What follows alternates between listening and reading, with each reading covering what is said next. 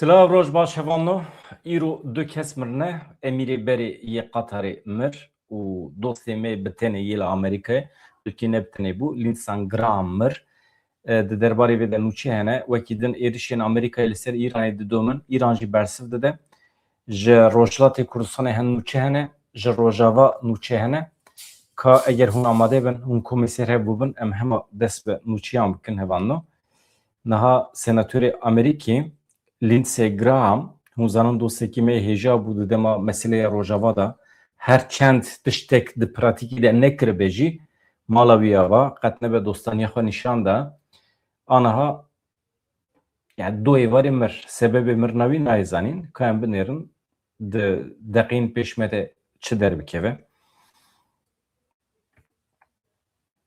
Wekî din Xalife El Sani ew jî emirê berê yê Qatarê ye.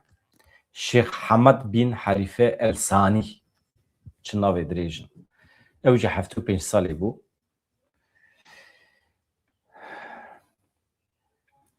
Senatörê Komarî yê Carolînaya Başûrî Amerîkayê Lindsey Graham doh wefat kir li gorî daxuyaniya fermî ya li ser hesabê wî X'ê. Lindsey Graham di heftê û yeksaliya xwe de ji ber nexweşiyekê ji nişka ve koça dawî kiriye. Malbata Graham ji bo duayên xelkê spasiya xwe anî ziman xwest ku di vê dema gelekî dijwar de rêz li taybetmendiya jiyana wan weregirtin. Lindsey Graham sala 1995 tevlîhêzên yekbûyên parastina hewayî bibû. Di dema operasyonên askerî yên Amerîkayê yên li Iraq û Efxanistanê de wî tecrübeya xwe ya di warê hukûqa askerî de bi kar anê. Lindsey Graham sala 2002 wekî senatörê Carolînaya Başûr hate hilbijartin li Amerîkayê. Di salên 2008, 2014, 2020 de jî sê cara li ser hev wekî senatör hate hilbijartin. Berî ku bibe senatör, Graham sala 1994 wekî endamê Meclîsa Nûneraniya Amerîkayê hatibû hilbijartin. Ew ji sala 1977 vir ve komariyê yekem bû ku ji herêma sêyem ya Carolînaya Başûr dihate hilbijartin. Di derheqê mirina wî de gelek kesan beyanat daye. Niha êku me eleqedar dike ji cîhana Kurdistanê gelek kesan beyanat daye. Niha Nêçîrvan Barzanî pêra gelek caran hevdîtin pêkanê dostê wî bû hevû du didîtin. Nêçîrvan Barzanî bi vê wesîlê ji bo mirina senatörê navdarî ya Amerîkayê Lindsey Graham peyameke sersaxiyê belav kir. Ew wekî dostekî bi qîmet ê milletê Kurdistanê pênasê kir. Serokê Herêma Kurdistanê Nêçîrvan Barzanî di parvekirinekî de çi dibêje? Ez bi wefata dawî ya Lindsey Graham hesiyam. Gelekî xemgînim. Dostekî bi qîmet ê milletê Kurd bû. Nêçîrvan Barzanî di peyama xwe de balê dikişîne ser rola wî ya di parastina mafê milletê Kurd de piştgiriyên wî yên ji bo milletê Kurd, ji bo Kurdistanê wê her tim qîmetekî mezin li cem milletê Kurd be. Nêçîrvan Barzanî di dawiya peyama xwe de sersaxî ji malbata Graham re xwest, ji dil sersaxî ji malbata wî, ji dostî wî, ji hevkarî wî re dixwazim. Di vê naberê de ofîsa Graham di daxuyaniyekê de diyar kir ku Graham roja şemiyê ji ber nexweşiyekî ji nişka ve miriye. Yani heftê û salê xwe jî tijî kiriye, heftê û yek salê xwe tijî kiriye. Niha ji bo hurmeta wî yani ji bo hurmeta me ya ji bo wî em hinek beşên jiyana wî em hinek bînin bîra xwe hevano. Çi ye, kî ye, çewa, çi fayde wî çi ye bêjme Kurdan re.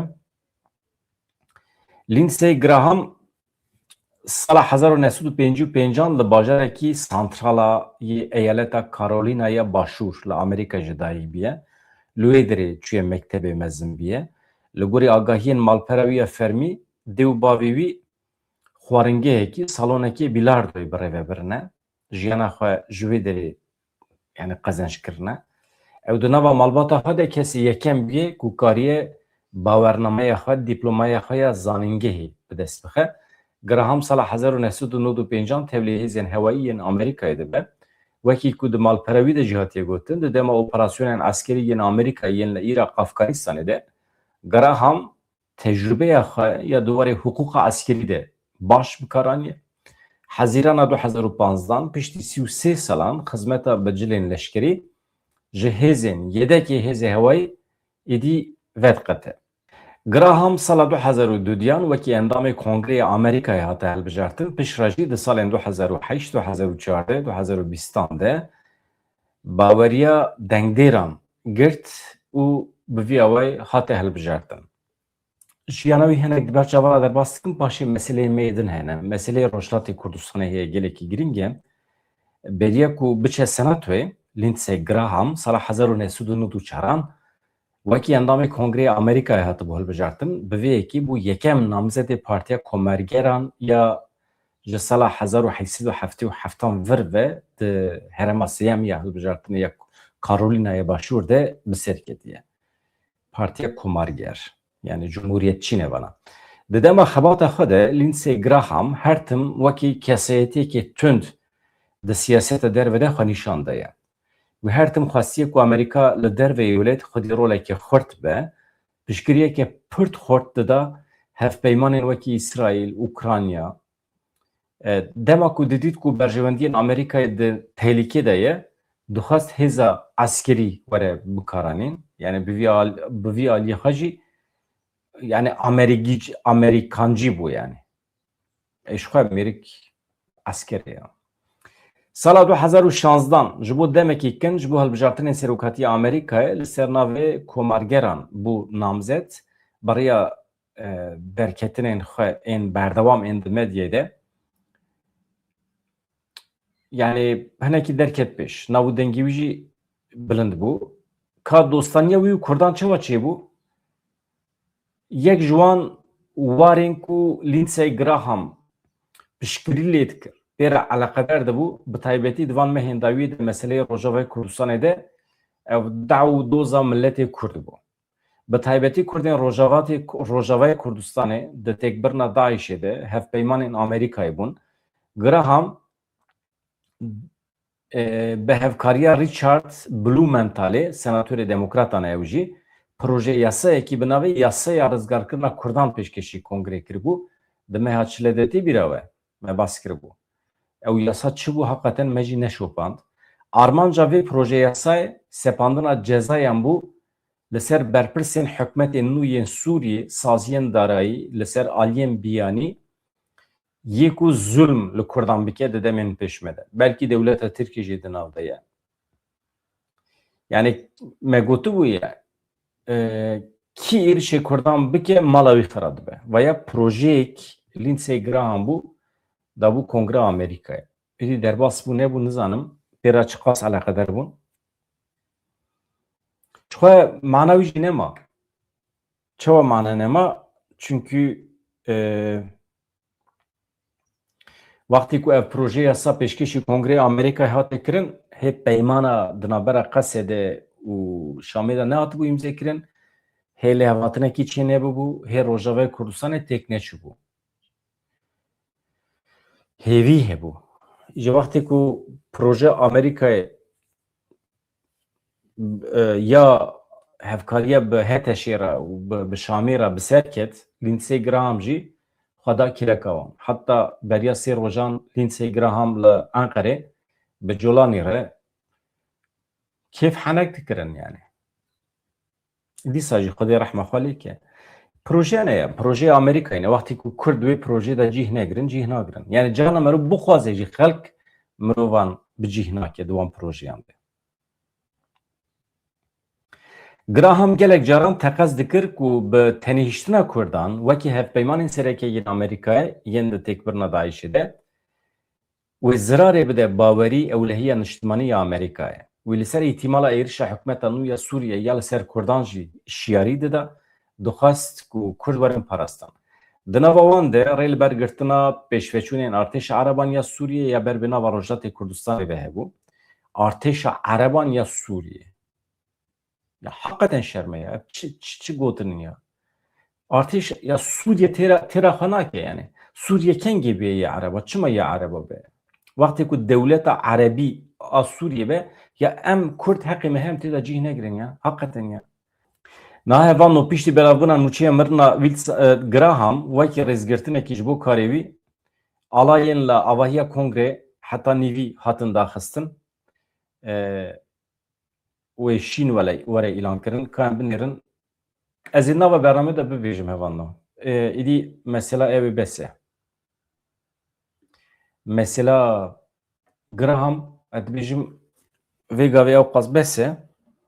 Îcab nake em jî zêde şînê bigirin. Çend ku çend xortên me delal, çavreşên me şehîd bûne, keçûlavên me. Yani em fêrî mirinê bûne û em nikarin ber xelkê bikevin yani. Ber îxtiyarên xelkê bikevin. Na wele. Mirin e, pêşî her kesî ye. Tamam. Ji xwe divan demên de êdî dostanî nedikir. Wext beriya sê rojan min ew li Enqerê dît bi Colanî re çû yani. Fermandariya navendiya Hêzên Amerîkayê Centcomê ragihand ku wan vê heftê cara sêyem êrişî baregehên leşkerî yên Îranê kiriye û di êrişa dawî de li 140 armancên cuda daye.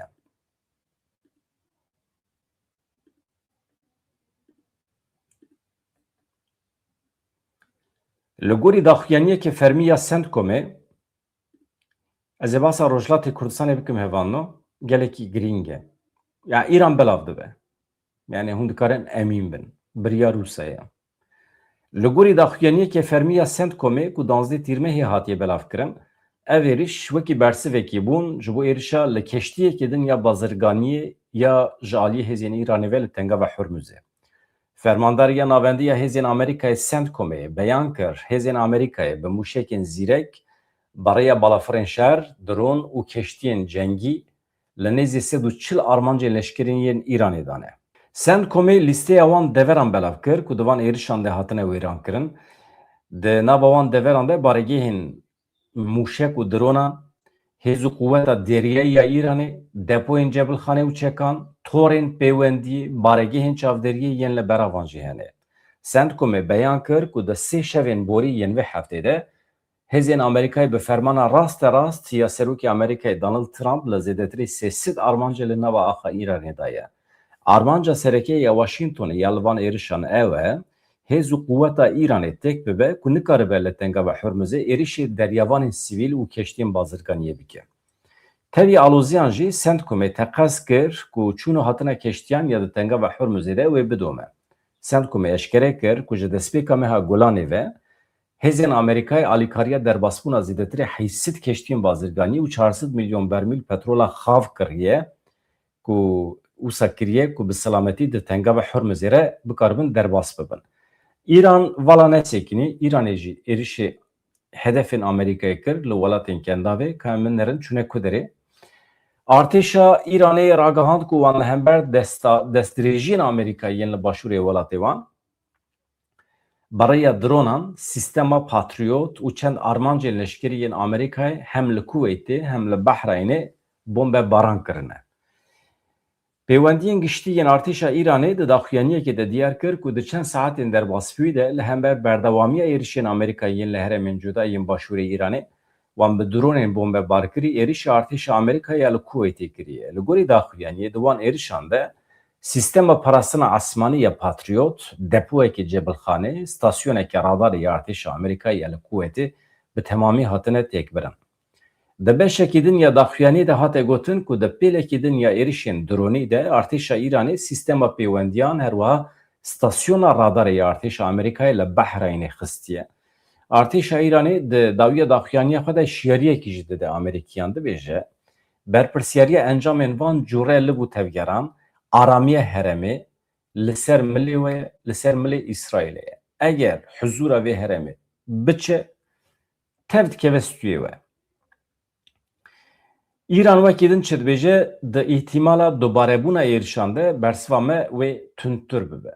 Êriş pir dubare bûne, sê care bûne, hezar care bûne. Ew êrişên Îranê yên li Kuweytê, Behreyinê wekî bersiva êrişên berê yên Amerîkayê yên li ser bajarên başûrê Îranê hatine kirin. Supey pasdaran wekî din çi dibêje artêşa Îranê li hember êrişên Amerîkayê navenda fermandariyê û kontrolê ciyê dronên cûreyên MQ-9 li baregeha Şehzade Hesen li Urdunê têk birine.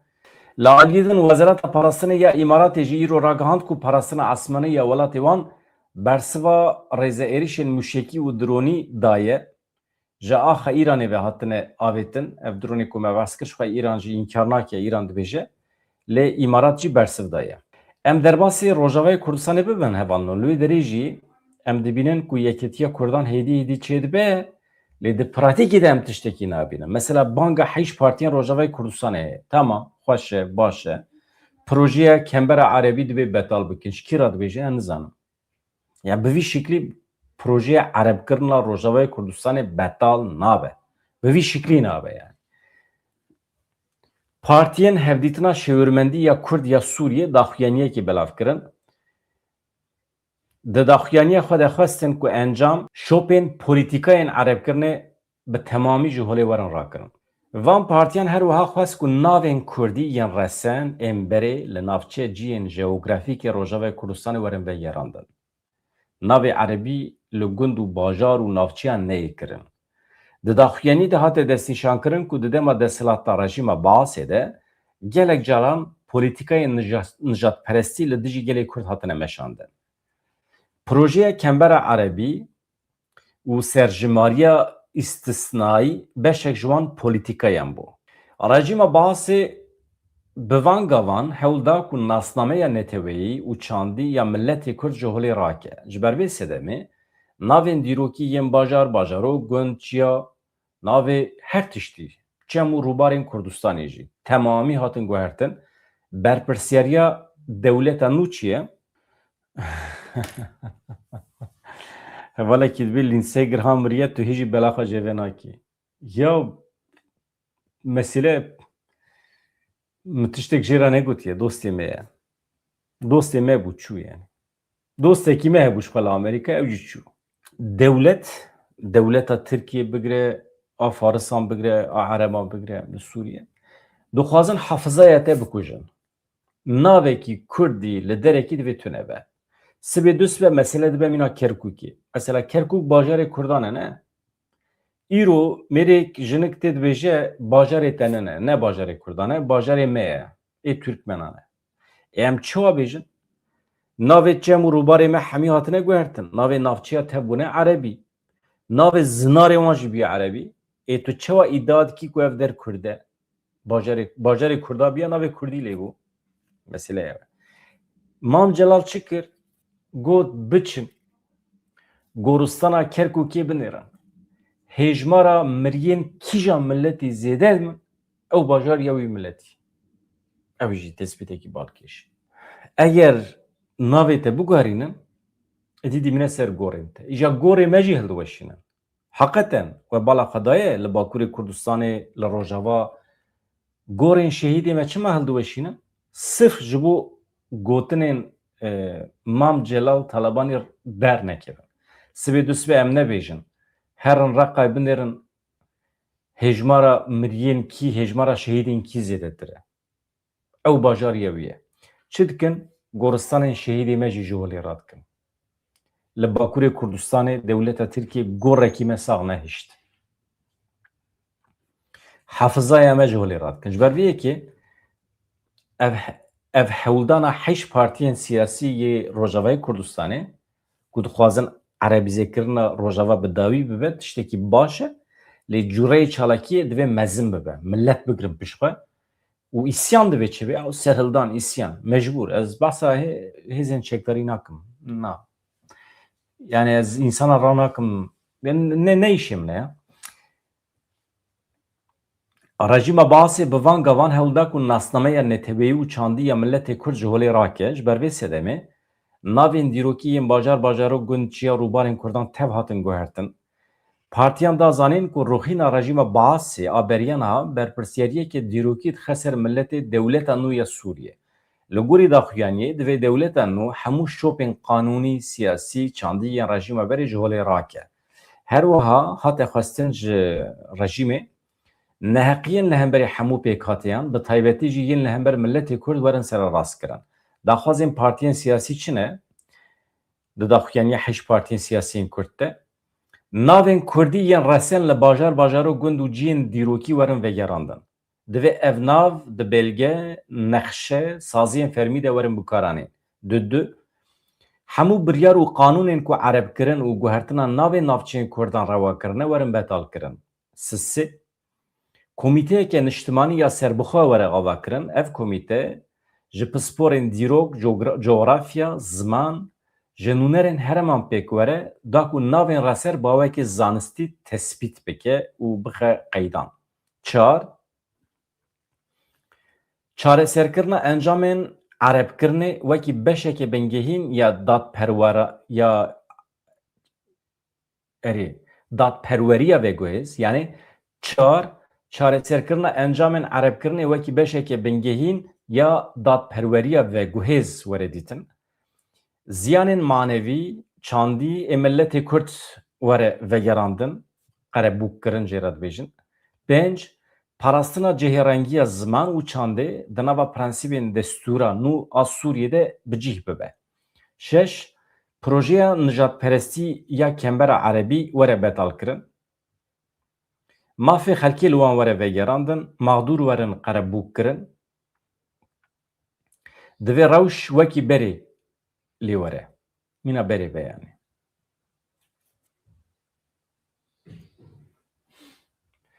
Gavên ber bi aştiyê ve. Partiyên hevdîtina şêwirmendiyê ya Kurd, ev heşt partî ku em bahsa wan dikin, destnîşan dikin vegerandina navên dîrokî ne tenê daxwazeke sembolîk e. Li gorî wan ev mafekî dîrokî ye. Ji bo pêkanîna aştiya niştimanî û avakirina dewleteke demokratîk gaveke bingehîn e. Dewleteke demokratîk dibêjin ji bo me nabêjin ha. Ne dewleteke demokratîk a Kurda. Dewleteke demokratîk a Sûriyê hete şê ava dike. Yani colanî dewleteke demokratîk ava dike û ew jî tên însafê, tên rehmê û heqê Kurda didine. We got erê. Yani wextê ku dibêje li gorî van partiyan ji bo pêkanîna aştiya niştimanî ji bo avakirina dewleteke demokratîk ev gavekî bingehîn e. Hemû tiştî ku me li jor ji we re behs kirine. Îja ka divê em bipirsin ji colanî di pîlana wî de avakirina dewletekî demokratîk heye tune ye. Di pîlana wî de aştiya niştimanî belkî hebe. Ama pêkanîna demokrasî ez bawer nakim hebe ji ber ku di îdeolojiya wan de demokrasî tune ye. Ew muxalifê demokrasiyê ne. Çünkü pêkanîna demokrasiyê li gorî wan küfr e. Gerek qanûnên îlahî bicih bibin. Îja ji ber vê yekî wextê tu ji însanekî ne demokrat re bibêjî demokrasî ava bike, ev paradoks e. Partiyan beyan kirin ku avakirina siberoja Sûriyê pêwîstî bi qutbûneke temam ya ji polîtîkayên cudaxwazî û guhertina nastamî heye. Wan anî ziman ku divê rêbazeke nû li ser bingeha dadperwerî û naskirina cihêrengiya netewî were meşandin. Partiyê ku îmze kirine hûn merex dikin hevan no? Heşt partî. Ez bêjim navê wan. Partiya Yeketiya Demokratîk a Kurd Sûriyê, Partiya Demokrat a Kurd Sûriyê, El Partî, Partiya Çepa Demokrat a Kurd a Sûriyê, Tevgera Azadiya Kurdistanê a Sûriyê, Partiya Wifaq a Demokrat a Kurd a Sûriyê, Partiya Aştiya Demokrat a Kurdistanê, Partiya Çepa Kurd a Sûriyê, Partiya Demokrat a Pêşverû ya Kurd a Sûriyê. Çiqa zêde ne ya partiyê me? Hevalekî digot sê dû nizanim çend partiyê siyasî hene li Rojavayê Kurdistanê. Pir zêde ne. Kî rabiye ji xwe re partiya ve kiriye. Hevan no li Rojhilatê Kurdistanê ji we re bêjim. Biryara İsraîlê heye dewleta Îranê perçe bibe 4-5 perçe. 4 yan jî 5 perçe. Beşekî ji Ereba radihêlin, beşekî ji Kurda re, beşekî Azerî, beşekî Belûcî, beşekî jî Farisa radihêlin. Pîlan ev e û ev pîlan heta ku pêk were şerê İsraîl û Amerîkayê li hember Îranê wê bidome. Niha Amerîka hinekî elastîk tev digere. Nabêje sedî sed dibe Îran perçe bibe. Dibe otoriteyek hebe li Îranê ku bikeve bin kontrola min. Ez bikaribim petrolê kontrol bikim, ez bikaribim Hurmuzê kontrol bikim. Ve ya Şu hatê zanîn projeya Amerîkayê lê projeya İsraîlê hinekî berfirehtir e. İsraîl dewletekî bihêz xwedî nüfusekî 9 milyonî naxwaze. Çünkü ditirse ku sibê dûsbe dîsa jî hukmê Îranê ê 9 milyonî bikeve destê kesekî xêrnexwaz ku ji İsraîlê hez neke, dîsa dibe problem. Ya baş çi ye? Ya baş tu İranê wisa perçe bikî ku hejmara her dewletekî, hejmara nüfusa her dewletekî ji 20-25 derbas neke. Arab û Kurd û Belûc û Faris û Azerî. Wê demê çi dibe? Faris bi İsraîlê re lehev nekin, Kurd dikarin lehev nekin. Kurd lehev nekin, Kurd dikarin lehev bikin. Eger Kurd lehev nekin, belkî ew ê bi Azeriya re lehev bike, belkî bi Araba re. Yani bi şeklekî hem dixwazin ew tengava Hurmuzê bixin bi kontrola xwe, petrol û dewlemendiya ser erdê û bin erdê ya Îranê bixin bin kontrola xwe û hem jî otorîteya siyasî û eskerî ya temamê Îranê bixin bin kontrola xwe. Ji bo vê yekî jî du tiş lazim e. Ya divê dewlet komple rêveberiya dewletê bikeve bin kontrola Amerîkayê ya jî divê Îran perçe bibe û her pênc perçe jî bikeve kontrola İsraîlê. İje ew her pênc perçe yek ji wan nekeve kontrolê jî nexeme. Ew mesela Belucistan nekeve kontrola İsraîlê jî dibe, yani ji bo İsraîlê pir nexeme. İja divê derê de tiştek ku ez ji we re dibêjim, ew ê pêk were yani.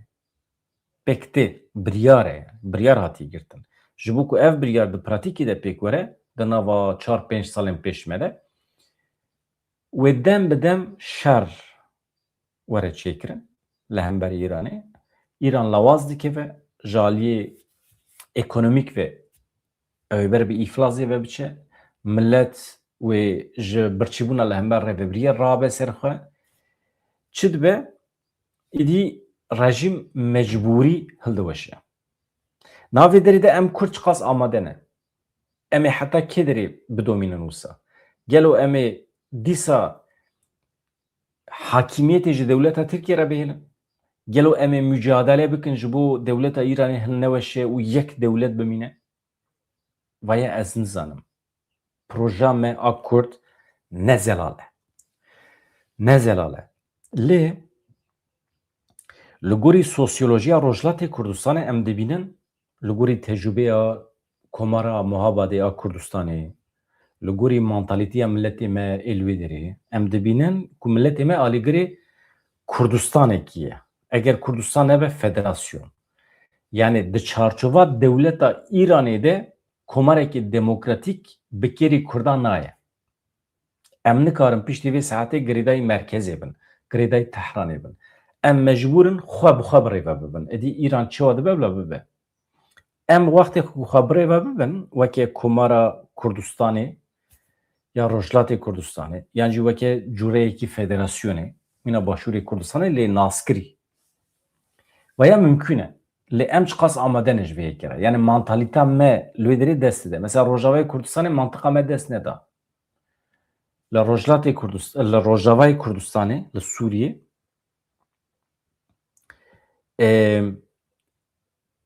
ji ber ku pir cure partiyên siyasî tune bûn, bi yek biryarekî pergala ku de facto federasyon ya 14 salî ji nişka ve hilweşiya em tev şok bûn yani. Aniha jî em bûne parsekê mafê xwe. Em dibêjin navê bajarê me neguherînin. Êdî navê gundê min neguherînin. Em hatine wê seviyê.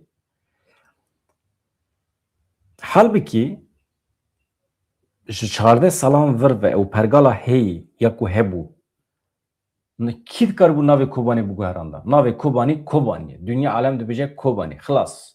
Ez biryar didim navê Kobanî çi be. Kazê fermî ê min mühim in. Ne ê fermî ê Şamê. 14 salan da Şam ji Kobanî re got Eynel Arab û Tayyip Erdogan got Eynel Arab. Xema kî bû? Ne xema me bû.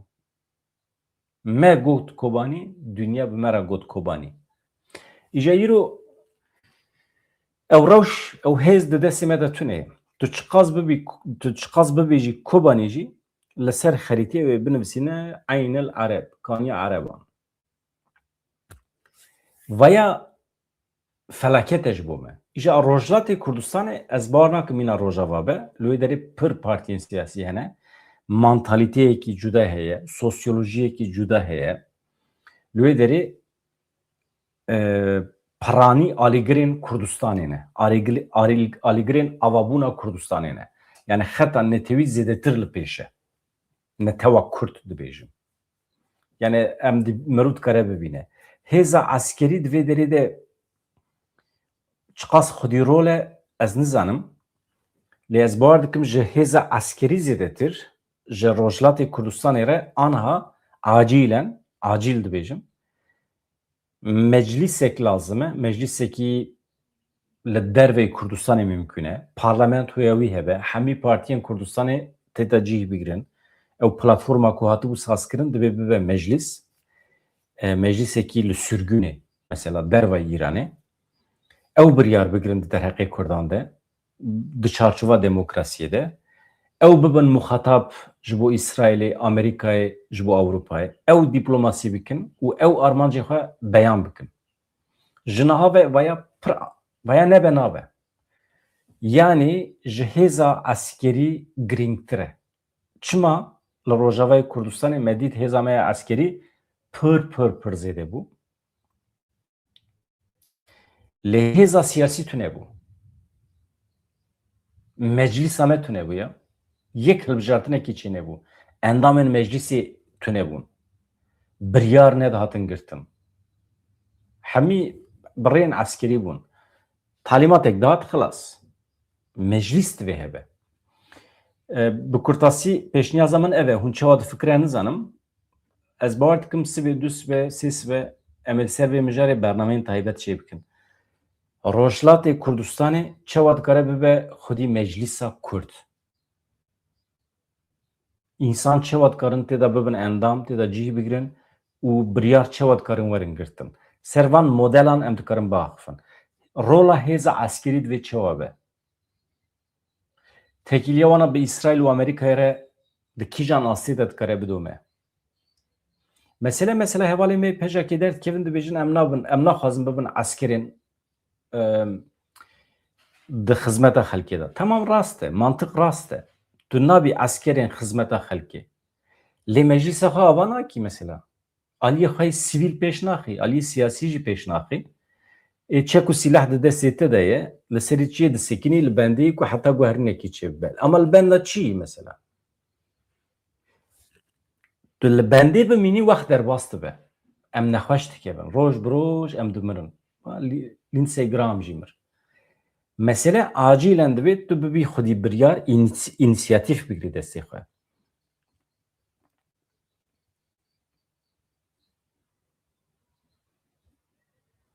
mesela Mithat Sancar axivî hevan Mithat Sancar axivî dibêje ji roja duşemê şûn ve hûn ê bibînin wê li meclîsê guherîn çê bibe îdî em nizanin çawa guherîn çê dibe endamê şandiya Emiraliyeya Dem Partî Mithat Sancar li ser projeyê got hefteya pêşiya me ya ku wê bê ji duşemê şûn ve êdî ew qonaxa ku spekülasyon çê bibin valahiya nîqaşên li ser yasayê êdî bi dawî bibin pir tiş gotiye lê em bibin yani gotina wî esas ev e yani dibêje pêşî dibe şer bi dawî bibe paşê yasa derbikevin lê ez wisa nafikirim eleqa şer û yasa bi hev tune hevan kî bibêje pêşî bila çek û were danîn sîlah were danîn paşê dawa Kurd hal dibe temamî derewa dike dewleta Tirkiye çima dawa Kurd mafê Kurda weke rehîn girtiye û çek û sîlah dike bahane ye hincet e dewletekî eger samîmî durist be qet berê xwe nade hêzên çekdarî jî ji milletê Kurd re dibêje ey milletê Kurd ve heqê we ye hêzên çekdarî re diyaloga min cuda ye ez ê bi şiklekî wana îqna bikim ew meselekî min ê cuda ye ama hûn millet heqê we ev e mektebê we ev e zimanê we ev e û xilas yani du meseleyên cuda ne îja tu wextê biki bahane sextekariye. Devleta Tirkiye ji ber vê sextekare. İja mamosteyên wekî Mithat Sancar rabin bibêjin pêşî çek û sîlah bila werin danîn, paşê wê heqê Kurda werin dayîn, em tev zanin ku ne rast e. Ne rast e. Bila kes milletê Kurd nexapîne, ne rast e evan.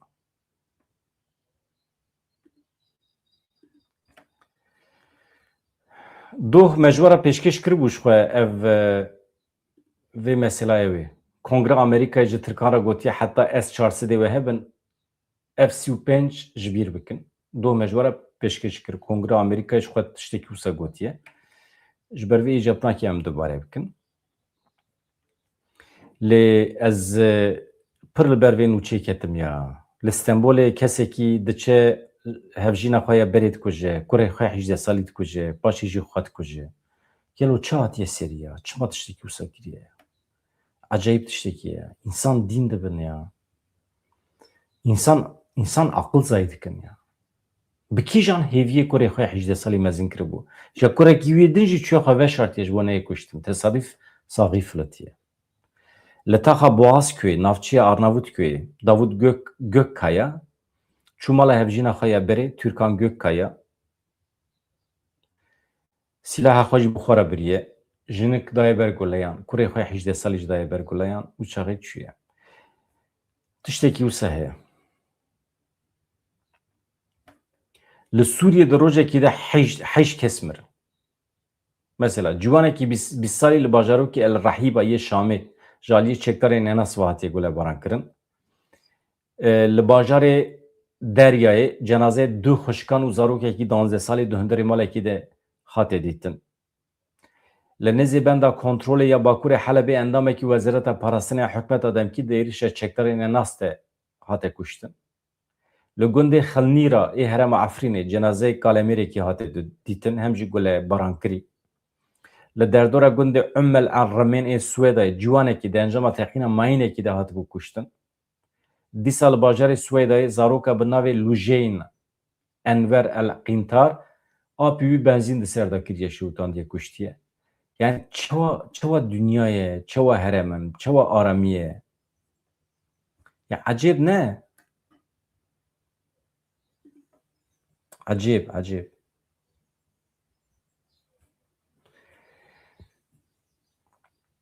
Dewleta Îranê jî li navçeya Sewlewa ya Sînê Rojhilatê Kurdistanê gule li zarokekî Kurd reşand.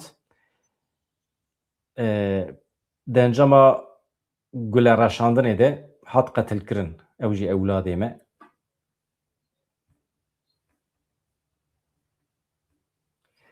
İspanya anha dişewite li başûrê İspanyayê ji doh ve pêr ve agir bi daristanekî ketiye şewat li nava sînorên şaredariya Los Galordos li parêzgeha Almeryayê anha şewat derketiye li wê derê.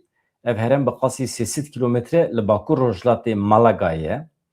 Di encama şewatê de herî kêm 12 kes mirine, 19 kes jî wendan e. Wezîrê Karê Hundir ê Herêmî Antonio Sanz agir wekî trajediyekê mezin pênasê kir. Da zanîn ku ew agirê herî wêranker e li Endülüsê di vê sed sala dawî de. Ecahîb e ne?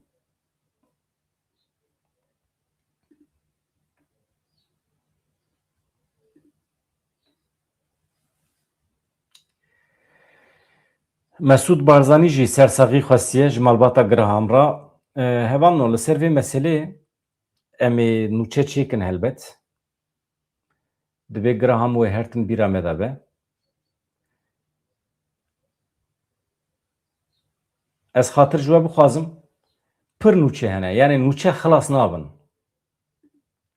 Van rojan rojên germ in di meselên siyasî de bi taybetî Rojhilatê Kurdistanê pêşniyaza min li we ew e hevanno tim me bişopînin. Her kelî dikare tiştekî nû derbikeve. Ez xatir ji we dixwazim di saetên pêş me de ez ê bernameyekê din çêkim ka ez ê hinekî mijara komî serhev bikim ve goterê xatirê we silav rêz.